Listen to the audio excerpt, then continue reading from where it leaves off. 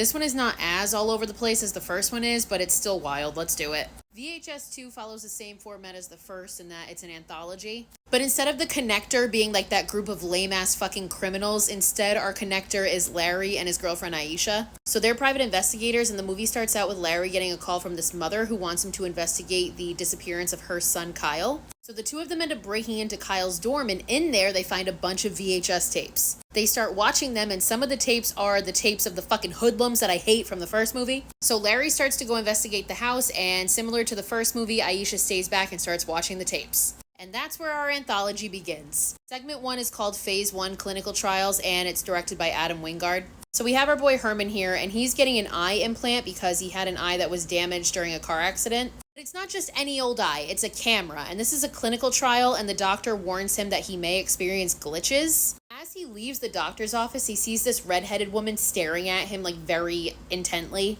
So he goes home and weird shit starts happening immediately. His game controller is not where he left it, a tea kettle like flies off the stove by itself, and then he starts to see figures of people who look dead.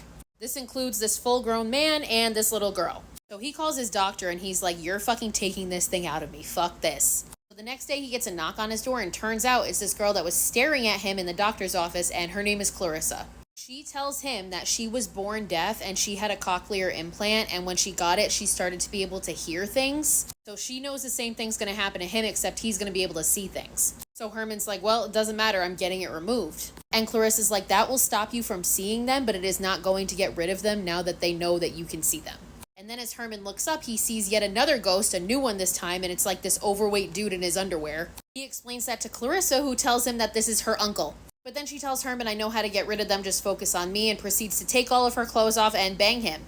They fall asleep, and sometime later when they wake up, Herman once again sees this little girl. And then he sees Clarissa being dragged out to his pool in the back, where she proceeds to be drowned by an unseen force and dies. Herman runs through his house, he continues to see the ghosts, and eventually he locks himself in his bathroom, where he proceeds to cut his own eye out with a straight razor. He's holding the eye in his hand so he can still see the camera through it, but he obviously can't see these things anymore. He tries to run out of the house, but since he can't see them anymore, he runs directly into the little girl and the man, who then proceed to kill Herman. So Aisha watches this and tells Larry about it. And at this point, she also found footage of Kyle on this laptop, and he's talking about the VHS tapes. And he says the tapes need to be watched in a certain order in order to affect you. As she's watching this, we see a figure moving behind her, but she doesn't see it. And she proceeds to watch the next tape.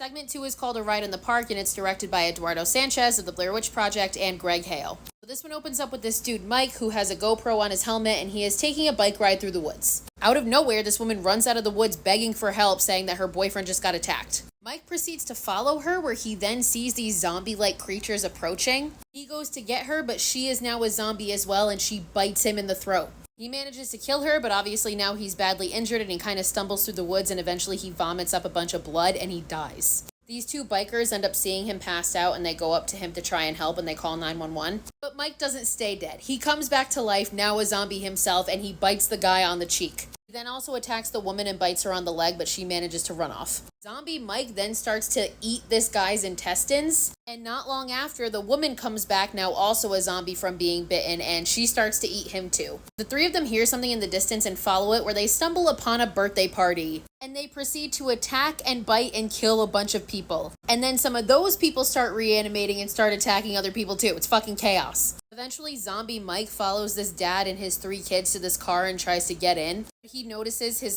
bloody, disfigured reflection in the car window, and it kind of makes him stop. Eventually, we see him get run over by a car, and his girlfriend Amy, who we had talked to earlier, we start to hear her voice because apparently Mike butt dialed her. And hearing her voice does something to him and makes him self-aware again, and he proceeds to grab a shotgun and off himself, rather than live as a zombie. So back to these two, Aisha's sitting in the living room, and she's almost in a catatonic state, and her nose is bleeding, and Larry walks in and notices it. Eventually she snaps out of it and tells Larry that she has a migraine, so he says he's going to go get medication for her. And she proceeds to stay behind and watch another tape, and we once again see that figure in the background. The third segment is my favorite. It's called Safe Haven, and it's directed by Timo Giganto and Gareth Evans. This one's about this film crew, which consists of these 4. So this is Malik, he's kind of the leader of this whole operation. His fiancée Lena, Malik's best friend Adam, and their cameraman Johnny. So they're interviewing this dude who is this cult leader of this cult called Paradise Gates. They interview him, dude's just drinking straight milk, red flag. And eventually they get him to agree to let the crew into his commune. So they get there and everything's just bizarre as fuck. Everybody's in these like white dresses. There's these kids that are very clearly fucking brainwashed. They kind of hint at the idea like father made me a woman, like talking about this guy. And they end up going to his office for an interview. However, during it, Lena gets super nauseous and runs out and Adam follows her. During this interview, the camera dies, so Malik goes outside to get a battery. When he's out there, he sees a camera because everybody's wearing cameras, and he hears a conversation between Lena and Adam, and it turns out Lena is pregnant and it's with Adam's baby. These trifling motherfuckers. So Adam and Lena kind of get in a fight and he wanders off. And he wanders into this basement where he finds this woman in stirrups completely bloodied. He thinks she's dead, but she starts screaming, which causes him to run away in fear. Meanwhile, while Father's being interviewed, a bell starts to chime and he just looks at Johnny and says it's time. And he announces over the intercom that it's time for the reckoning and everybody needs to drink up. All the kids are being given these little cups. It's some Jim Jones shit that's about to go down. So Johnny tries to stop Father, but then he jumps on him and kills him with this box cutter. Meanwhile, we see shots of everybody else in the commune offing themselves at Father's command. As Lena's trying to get out, she is attacked by this group of women and pulled off into the basement. Adam's running around trying to find her, and he runs into Malik getting shot by one of the community members. Adam makes it to the basement where he comes face to face with Father, who this is the most iconic image of the whole movie. He's now covered by all the cult symbols just like cut into himself. He tells Adam the time has come and then he proceeds to just explode. It blows up. Adam eventually finds Lena, who is strapped to a table and now is super pregnant. Because she's no longer pregnant with the baby, she's pregnant with a demon. And it proceeds to rip its way out of her stomach. Adam goes to flee, but he's now being attacked by cultists left and right who have all reanimated. Eventually, he manages to get in the car and drive away, but the demon then chases him and rams into the car and flips it over. We see Adam crawl out of the car bloodied from the incident, and above him, the demon shows up. The demon looks down at him and calls him Papa, because again, he's the father, technically, of Lena's baby. And we just see Adam completely bloody just start laughing, and the camera cuts out. Back to these two, Larry shows up with the medication only to find that Aisha is dead by a self-inflicted gunshot wound. And next to her body is a VHS tape that says watch on it.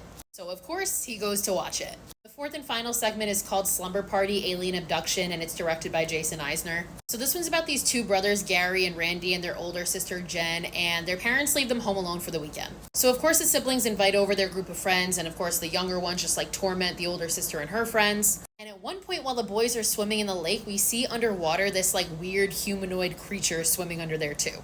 That night, the shenanigans just continue. The boys continue to torment Jen, and then Jen torments them in response. But the whole group is distracted when this deafening noise rings out and the power goes out. Zach, who is Jen's boyfriend, grabs a gun and goes outside to see what's going on. But before he's able to do anything, he's grabbed by one of these aliens. The aliens then proceed to abduct all the other kids, and they like zip them up in their own sleeping bags and throw them into the lake trying to drown them. And the reason we even see this is because they have a dog named Tank, and they strapped a camera to him, and Tank is in one of the sleeping bags. The siblings, along with Tank, the dog, end up escaping from the lake, and they run into the woods where the aliens are following them. But Tank starts barking, and they can tell where the kids are, and they start to come for them. They see lights and think that they're police lights, so they start to run towards them. But it's not. It's a trap set by the fucking aliens, who then proceed to abduct Randy.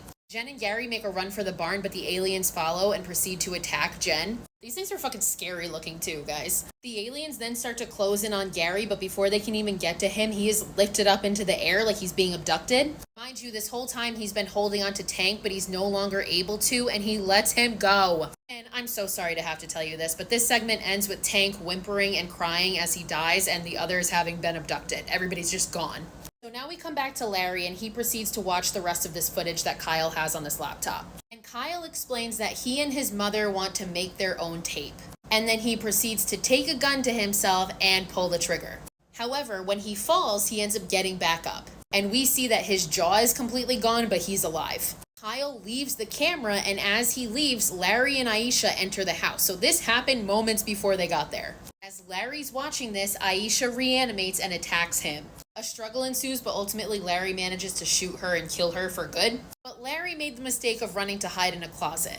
And he turns to find that Kyle is hiding there too. And Kyle proceeds to attack Larry and strangle him to death. The movie ends with Kyle giving the camera a thumbs up, indicating that his and his mother's plan worked.